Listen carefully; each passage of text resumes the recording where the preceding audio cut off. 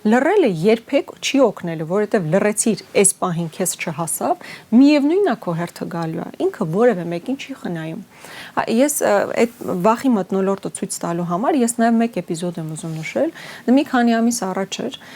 տեսել եք հաճախ, չգիտեմ դուք արել եք թե չէ, լրագրողները որ դրսում սովորական մարդկանց հարց են տալիս, ինչ կարծիք ունեք այս մարդու մասին, ինչ կարծիք ունեք այս երևույթի մասին, այս գործողության մասին, այդ ժամանակ տեղի էր ունենում աննախադեպ արշավ ընդդեմ եկեղեցու եւ Աննա Հակոբյանն էլ էր որոշակի ձևակերպումներ տալիս, հիշում եք ինչքան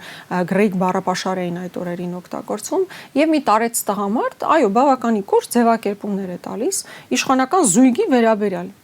Մի քանի օր հետո այդ նույն մարդուց վիդեո է հրապարակում իշխանության լրատվականը, որտեղ այդ նույն մարդը ներողություն է խնդրում իր հայտարարությունների համար։ Այո, նրանք սիստեմատիկ աշխատում են, բոլորի հետևից գնում են, բայց կրկնում եմ, ելք չի լռելը,